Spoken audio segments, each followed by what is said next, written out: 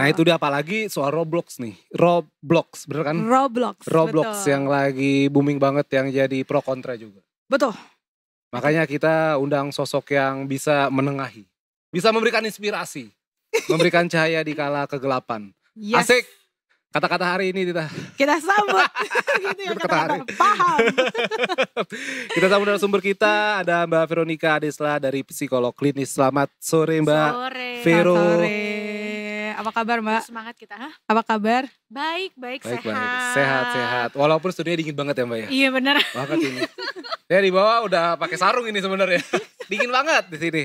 Mbak Vero, ini Roblox ini kan memang jadi omongan akhir-akhir ini kan Mbak. Yang mana game itu Tita bisa menjelaskan, sekarang Tita takut salah saya. Saya juga sebenarnya takut salah nih ya. Jadi saya lihat adik saya main atau di kantor saya juga ada. Jadi memang Roblox ini suatu permainan yang ada room-roomnya atau dunianya sendiri. Terus bisa bikin karakter. Mungkin kalau angkatan kita familiarnya dengan The Sims. Yes, The gitu Sims ya, ya. untuk permainan karakter. Iya, bikin dunia gua di situ, bikin rumah sendiri. Betul. Nah, kalau di Roblox ini memang karakternya agak unik dia, kotak-kotak gitu. Terkenalnya seperti itu yang viral ya. Dan bisa jadi profesi apa saja memang di Roblox. Gitu. Oke. Nah, penasaran nih dari POV-nya Mbak Veronica, untuk game yang seperti itu formatnya itu sebenarnya untuk anak-anak baik gak sih Mbak? Roleplay itu kan sebenarnya permainan yang kita juga mainkan waktu kecil ya.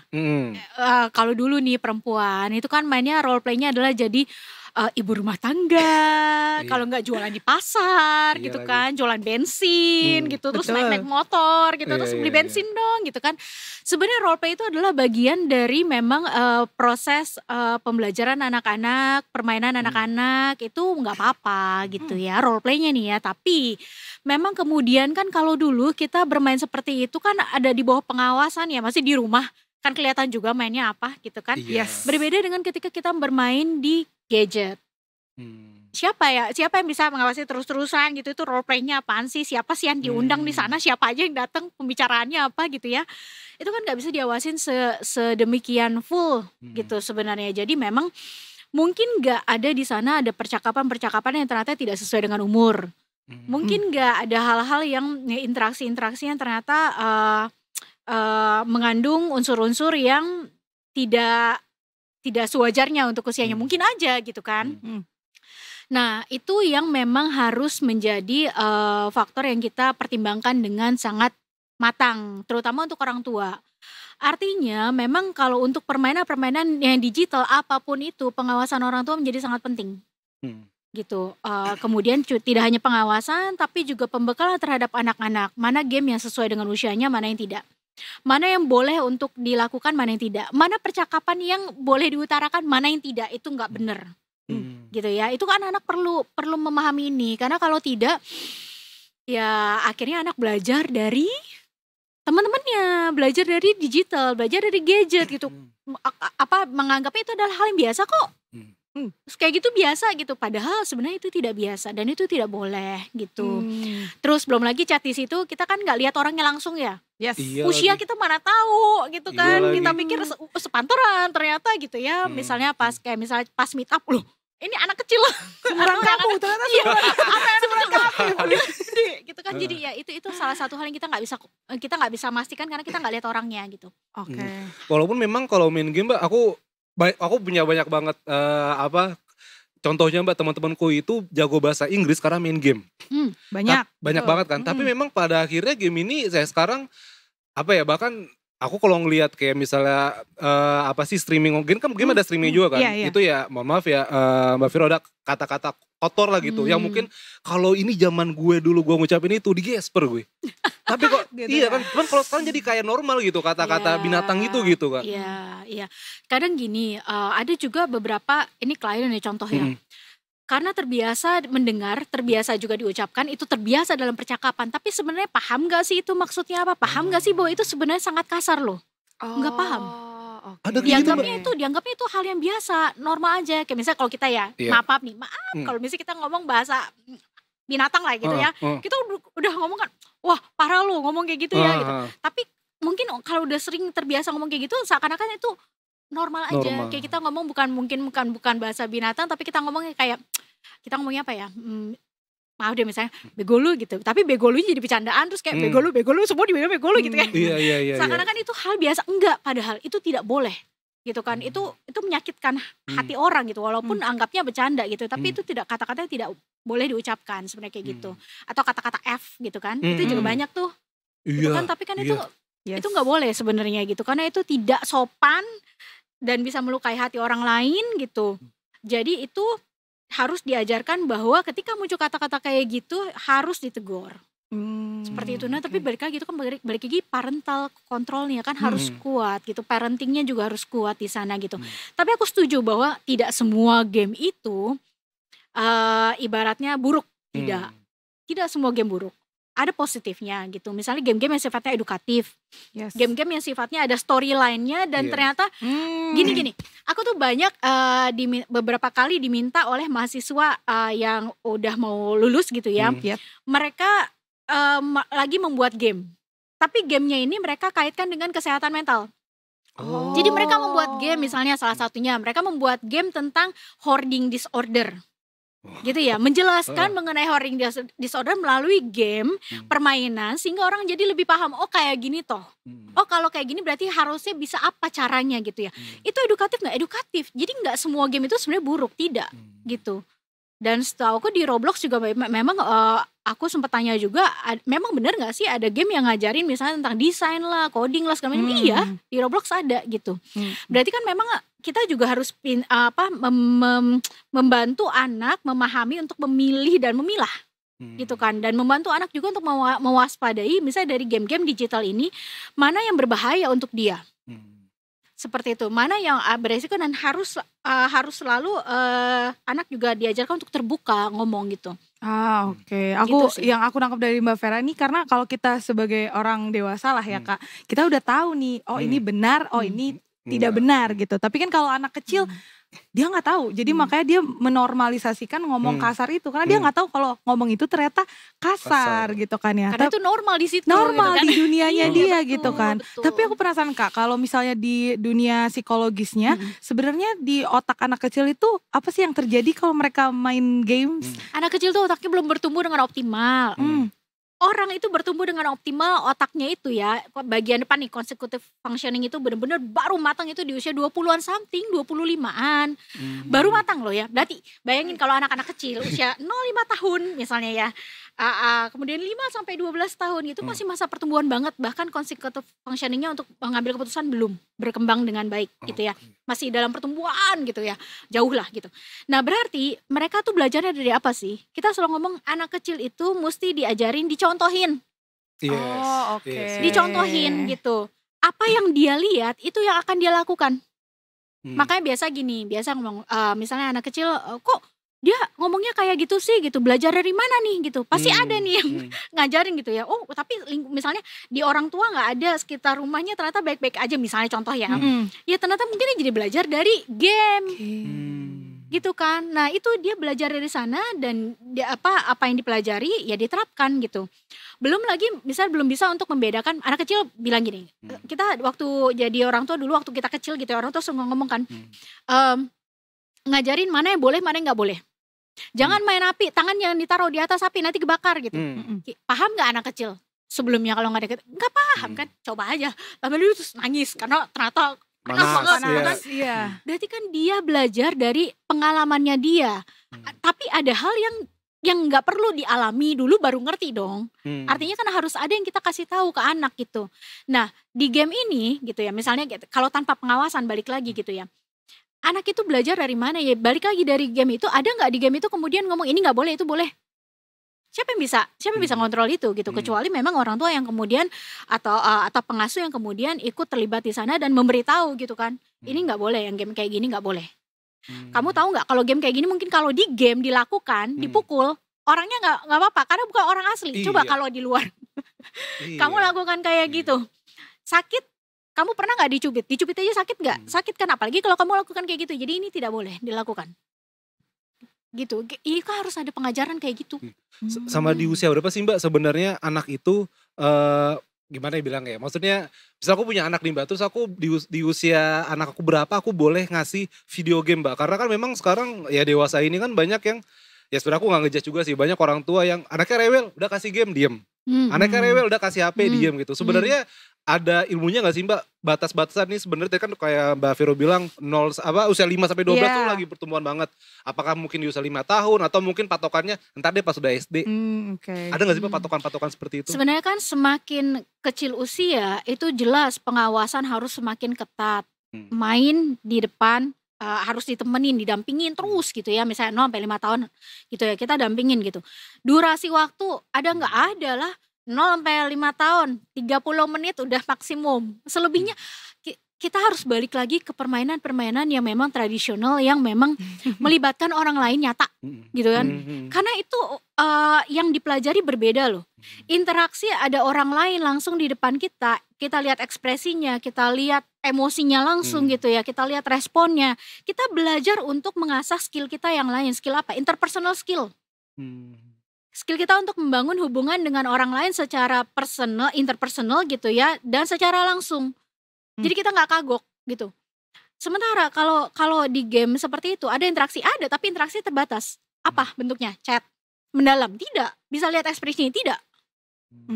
Itu membuat kemampuan interpersonal skill juga tidak bertumbuh kan seperti itu.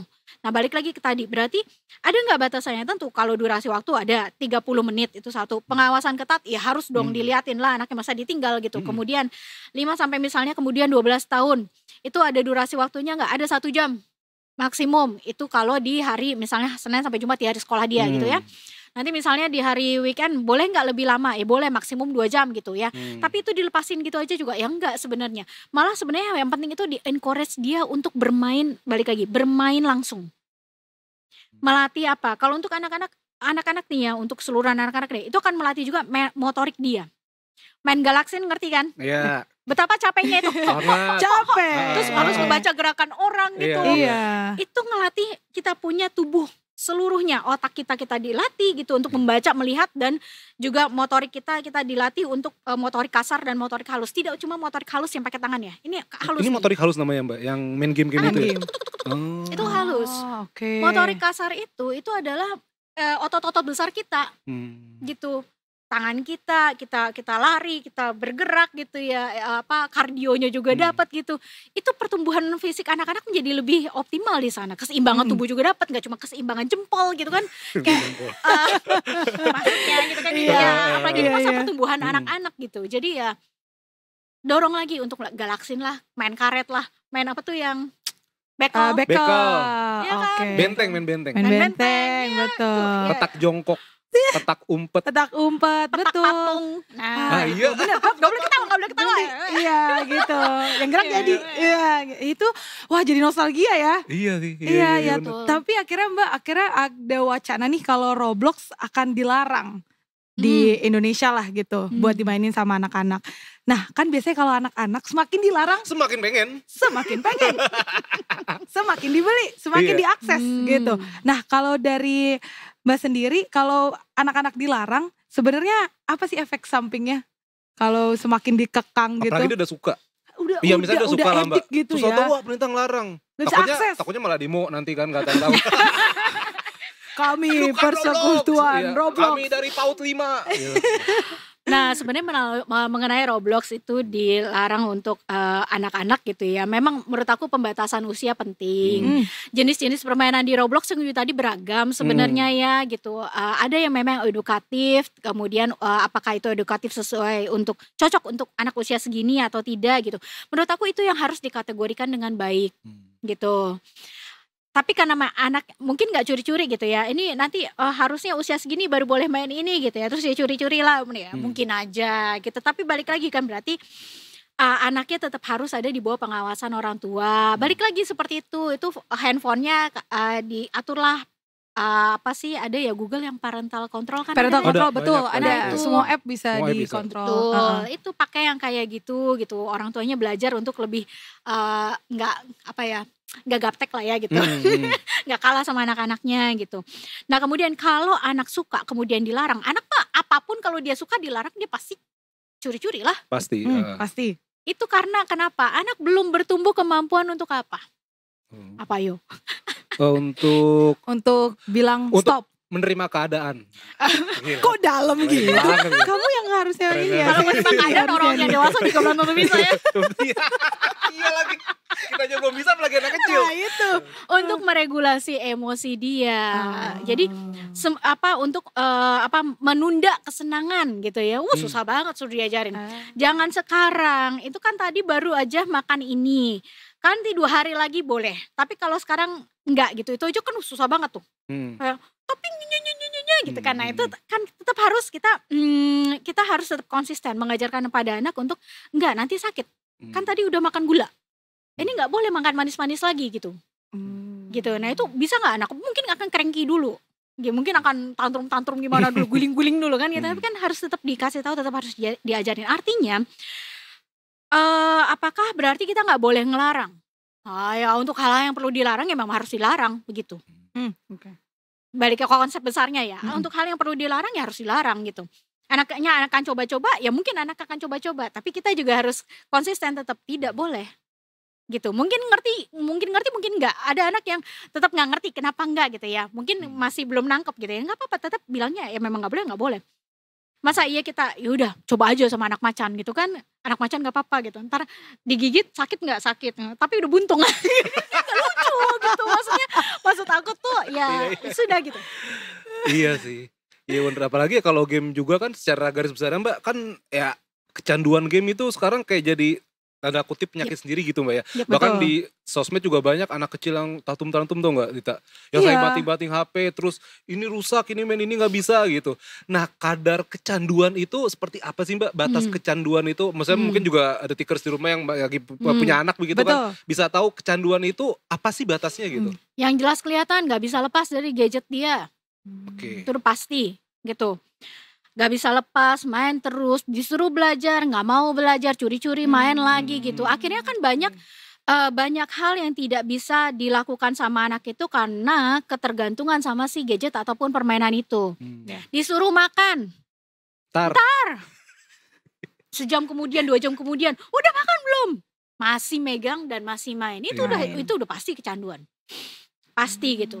Belajar, enggak. PR nggak dikerjain, besok dipanggil sama guru, orang tua yang dipanggil kamu ya gitu, itu artinya dia udah kecanduan. Makanya saya selalu bilang gini, kita bilang ke anak misalnya jangan main mulu gitu, tapi kita harus kasih tahu anak untuk melakukan aktivitas yang lain. Apa itu? Jangan juga bilang jangan main mulu, tapi juga nggak dikasih aktivitas misalnya ya, dia juga bingung. Terus aku ngasih ngapain? Gitu. Iya sih. Aku mesti ngapain, mau juga sibuk sendiri, papa juga sibuk sendiri gitu kan. Ngapain gitu. Nah itu, ya itu harus diajari untuk jangan main, kamu ini, bantuin ini. Kalau nggak jangan main, kamu keluar tuh main sepeda tuh sama ini. Kamu jangan main, bawa ini nih, bawa si kucing nih main depan misalnya gitu kan. Harus ada sesuatu gitu. Activity lain berarti. Iya. Kalau nggak dia kayak ngapain gitu. Iya. Belajar, waktu belajar gitu. Tapi kan kalau ini kejadiannya sudah kecanduan ya Mbak. Tadi lumayan parah juga ya kasusnya, kalau misalnya kita punya adik saudara yang udah kita biasanya di internet tuh namanya iPad Kid. Jadi dia nggak bisa diem tuh kalau iPadnya udah diambil tuh pasti dia udah tantrum lah gitu ya. Withdrawal syndrome tuh. Betul. Tapi kalau dari preventifnya nih Mbak, sebenarnya yang biasanya Mbak sampaikan ke orang tua gitu untuk mencegah nih anaknya tidak kecanduan bermain gadget, itu seperti apa biasanya Mbak yang disampaikan? Kenalkan anak-anak, explore anak-anak dengan berbagai aktivitas positif yang nyata, konkret. Apapun itu. Mau gambar, mau dia les robotik, mau dia nari, mau dia main bulu tangkis, main soccer, main layang-layang gitu. Explore semua itu biar anak-anak paham bahwa ternyata banyak aktivitas di luar sana yang bisa aku lakukan. Gitu. Dan mungkin mereka menemukan hal yang mereka cocok dan mereka jatuh cinta dengan itu kan. Udah mereka nggak akan lagi bergantung sama gadget karena nggak seru. Iya ya, benar. Nggak seru. Tapi apalagi kalau di dunia Roblox gitu ya Kak, kalau kita yang main orang gede kan kita udah tahu oh ini memang ada nih profesinya gitu kan. Tapi mereka nggak pernah merasakan. Kalau anak kecil tuh kayaknya memang bener kan kita harus explore supaya mereka tahu oh beneran ada loh mainan layangan gitu. Beneran ada loh aktivitas memancing misalnya Dan gitu. itu lebih menantang, lebih sulit loh. Nah, nggak sepanjang cuma ini. Karena kan harus ngukur anginnya dari mana gitu. Terus kapan mesti tarik, kapan dilepas gitu kan, itu lebih menantang. Iya sih, setuju. Aktivitas fisik sebenarnya. Iya benar. Dan bakal membekas sih. Bakal membekas bener. Soalnya aku dulu jadi cerita jadi malu nih Mbak. Jadi aku dulu waktu kecil Mbak, itu aku suka banget main ke warung kan. Jadi ya kebetulan saudara juga punya warung gitu kan. Ya main aja gitu iseng ngapain kayak maksudnya benerin cike kayak apa kayak sampai akhirnya aku suka banget itu aku kayaknya masih TK deh Mbak. Akhirnya aku suka banget tidur di beras Mbak. Oh, gitu. Lu tau beras ada baknya kan? Aku tidur di situ Mbak. Dan itu kayak ih kok enak banget ya gitu. Tapi alhamdulillahnya untuk orang tua aku gak ngomelin gitu. Cuman ngapain sih Bib? Ini lagi tidur gitu. Tapi aku jadi core memory kalau ih bau beras tuh enak loh ternyata. Sampai sekarang gitu. Gue masih jadi kalau misalnya disuruh masak nasi jadi ya udah masak nasi jadi nyium baunya gitu. Tapi emang bener membekas banget gitu Mbak. Iya betul. Maaf ya buat warung Bang Epi waktu itu. Beneran gue tiduran. Tumbuh besar di toko beneran kelontong tiduran gitu. Kan lu tau beras gede banget kan? Tahu gue. Itu enak banget rasanya. Walaupun ada kutu-kutu dikit sih. Cuman maksudnya enak aja. Bener sih Mbak, itu membekas sih Mbak aku. Ya, betul. Jadi kalau dulu gak tahu ada apa. Dulu kan bak mandi beneran ya dari semen kan. Dari semen terus isi air kan ya. Nah itu kan bener. Ada kala-kala di mana bak mandi itu dicuci. Yes. Ya misalnya seminggu sekali dicuci gitu ya. Nah pada hari pencucian yang aku lakukan biasanya aku masuk ke dalam bak mandi, aku berenang sebelum dicuci. Iya. Betul. Iya. Itu experience yang kayak gitu loh. Maksudnya itu kan hal yang gak bisa tergantikan lah ya. Bener gak bisa tergantikan gitu. Dan itu lebih seru, lebih menantang. Dibandingkan ya cuma sekedar di depan gadget kita, ketemu orang juga enggak gitu ya. Terus mainan-mainan yang lain lah tuh kayak si petak-petak itu kan luar biasa. Dulu aku sepedaan tuh ini loh bekas Aqua. Gue taruh di belakang sepeda, iya. Jadi biar suaranya kayak motor racing gitu. Yang kayak bunyi knalpot. Itu experience yang gak gue dapetin sih. Dan jadi kreatif kan. Iya benar. Perbedaan aku sama adekku juga kerasa tuh. Kalau adekku Gen Z kan. Lumayan bedanya lumayan jauh gapnya 7 tahun. Jadi lumayan kerasa tuh dia udah gak main ke rumah temennya buat manggil main secara langsung. Iya. Apalagi manggil nama bapaknya. Itu udah paling parah. Sebenernya gak ngatain cuma manggil aja gitu. Ya kan Tarmin bapaknya keluar. Enggak apa nyari si Budi gitu. Ya kan Mbak Vero bener kan? Iya betul. Tapi Mbak Vero pernah ada pasien gak yang emang orang tuanya dan anaknya itu udah kecanduan parah banget. Udah sulit banget lah Mbak. Udah sulit banget lepasnya. Ada gitu. Nah cuma memang makanya kalau udah kayak gitu kan sebenarnya kalau kita nih ya, kalau orang kecanduan apapun deh, misalnya kecanduan alkohol lah, kecanduan drugs lah gitu kan, kita harus ada waktu untuk dia dijauhkan dari si sumber kecanduannya ini kan. Gitu selama berapa lama waktu gitu. Jadi memang harus ketat. Cuma memang gini, kendalanya itu adalah seringkali di konsistensi, kedisiplinan dari orang tuanya juga gitu. Bukan karena gak mau, kadang-kadang misalnya orang tua terbatas karena kerja juga gitu. Jadi gak ada yang ngawasin rumah. Nanti di rumah adanya misalnya, mohon maaf, misalnya grandma, grandpa gitu kan. Yang lebih gak, aduh berisik banget udahlah gitu kan. Nah yaitu akibatnya membuat progresnya lebih lama. Karena kan harusnya itu konsisten, disiplin terus seperti itu ya gitu. Jam berapa udah diambil gitu. Plus apalagi sekarang kan zamannya anak-anak sekolah ini semua pernah serba pakai gadget ya. Yes. Infonya dari situ, WhatsApp kerjaan di situ, WhatsApp grup segala macam kan. Ini tapi di sini apa informasi kan di sini, aku mesti pegang gadget gitu kan ya. Nah itu juga jadi salah satu tantangan yang lain. Nah pada akhirnya memang balik lagi tadi ya untuk melimitasi si screen time untuk main game. Ya udah gunakanlah teknologi si Google itu tuh. Parental control itu kan salah satu yang bisa kita pakai ya. Kemudian pada saat di rumah konsisten.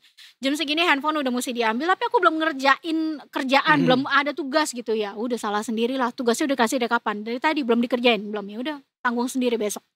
Kalau aku daripada kemudian menggunakan alasan itu, padahal tugasnya udah dikasih harusnya udah bisa dikerjain karena udah dikasih dari tadi, tapi kamu gak ngerjain, kamu ngapain dari tadi gitu ya. Terus anak menggunakan alasan itu, dia merasa bisa, besok diulangin lagi.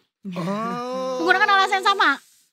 pada akhirnya kan jadinya kesepakatan yang udah dibuat bahwa gadget itu harus diambil jam segini, nggak boleh main gadget lagi, jadi mundur lagi. Nah anak belajar bahwa bisa dinegosiasi. Kompromi. Tuh besok-besok aku pakai cara lagi gitu. Gitu sih. Akhirnya jadinya makin lama dia untuk detox dari si permainan ini, dari kecanduan ini ya makin susah kan gitu. Kayaknya salah satu poinnya juga harus ya mungkin lebih keras ya gak sih Mbak? Maksudnya aku ngelihat beberapa temanku yang sudah punya anak juga mereka kayak nggak tegaan gitu loh Mbak. Oke diambil nih, anaknya tantrum, wah udah tahan lah 1-2 hari. Cuma lama-lama udah kasihan nih gak apa-apa. Gue juga kerja gitu. Iya. Maksudnya kalau melihat generasi yang dulu ya mungkin Mbak Vero juga, mungkin kita juga ngerasain kan keras banget Mbak. Kalau salah ya salah, kalau dihukum digesper. Tegas nggak ada disiram air. Iya. Nggak ada. Dan memang harus lebih keras lagi Mbak ya kalau gitu. Iya. Aku bilangnya tegas lah ya gitu. Lebih tegas. Harus lebih tegas gitu loh. Arti boleh gak ada konsekuensi? Boleh dong ada konsekuensi, tapi bukan dalam bentuk hukuman. Bedain antara konsekuensi dengan hukuman gitu. Karena sejujurnya ya waktu kita dihukum, mungkin kalau kita udah gede banget kita bisa, waktu dulu gue dipukul kenapa sih ya gitu. Ntar gue tanya dulu deh sama bokap gue, kenapa waktu itu gue dipukul ya? Gue ingatnya gue cuma dipukul doang. Itu karena anak-anak ingatnya adalah bagian yang menyakitkannya doang. Punishmentnya itu doang. Tapi nggak connect. Gue dipukul kenapa gitu loh. Karena yang keinget itu. Nah, tapi kalau konsekuensi itu biasanya akan lebih ngerti. Misalnya kan tadi waktu mainnya cuma 30 menit. Terus kamu pakai waktu main sampai 1 jam. Gitu ya. Nah udah kalau gitu kamu gak boleh nonton. Kan ada ya. Jadi udah kepake waktu nontonnya 30 menit, kamu pakai lah buat belajar. Jadi gak dapat waktu nontonnya. Gitu. Jadi dia paham tuh, kalau gue ngelanggar yang ini berarti ada konsekuensi di belakang, gue harus kehilangan yang menyenangkan lainnya gitu. Jadi seperti itu. Iya, kayak potong uang jajan. Ya. Iya kan? Iya benar hukumannya ya. Efisiensi kata lo. Anggaran rumah tangga. Jadi nggak bisa ya. Oke, berarti kesimpulannya kan tadi kalau misalnya berbicara tentang game online kan sekarang kita topiknya lagi Roblox gitu ya. Sebenarnya Roblox nggak ini ya, maksudnya bisa dilihat dari sisi positifnya. Kalau anak kecil bisa banyak, tadi Mbak juga bilang bisa ada coding, melatih kreativitas, dan again berarti yang bisa dilakukan adalah dengan ada nih regulasinya ya Kak, misalnya nggak bisa diakses anak di bawah umur untuk daftar accountnya gitu bisa mungkin jadi, dan juga guideline ke orang tua. Nah dari Mbak Veronica sendiri mungkin punya pesan untuk orang tua nih Detikers yang nonton, bagaimana cara ideal lah ya untuk mendidik anak-anak mereka. Satu, kenalin anak-anak eksplorasi permainan aktivitas konkret. Itu harus banyak banget yang anak-anak bisa dikenalkan sebenarnya, dan itu seru. Mungkin ketika anak coba, anak malah jadi ketagihan dan gak mau lagi gitu, karena ini gak terlalu seru. Mungkin itu cuma buat waktu luang gitu ya, tapi kalau pas bisa ketemu sama teman-teman, ngajakin mereka main apa, itu dilakukan. Itu satu. Itu lebih bagus untuk membangun interpersonal skill, kemudian membangun motoriknya. Jadi kan anak-anak lagi bertumbuh itu harus muscle-nya segala macam tuh harus diajak untuk berlatih gitu biar tumbuh optimal, tingginya optimal dan lain-lain. Nah, kemudian kedua gitu, pembatasan waktu dalam bermain itu perlu gitu ya. Tadi untuk 0-5 tahun misalnya 30 menit dan dengan pengawasan penuh selama dia bermain. Gitu. Kemudian yang 5 sampai dengan 12 tahun itu 1 jam. Gitu ya. Nah, itu juga tetap harus diawasi. Seperti itu, main gamenya apa, kayak gitu. Terus percakapannya kayak gimana. Dan 3, ayo masukin ke dalam gadgetnya anak-anak itu si Google Parental Control itu. Jadi situ bisa diatur. Mana yang boleh dibuka, mana yang enggak, berapa lama kelihatan kan segala macam gitu. Nah, itu dilakukan gitu. Kemudian keempat, disiplin, konsistensi. Jangan kadang-kadang boleh, kadang enggak, kadang boleh, kadang enggak. Gimana gitu kan. Perilaku itu akan terbentuk kalau konsisten. Kalau tidak konsisten tidak akan terbentuk. Kita mau anak kita berperilaku yang seperti apa, maka harus konsisten. Gitu sih.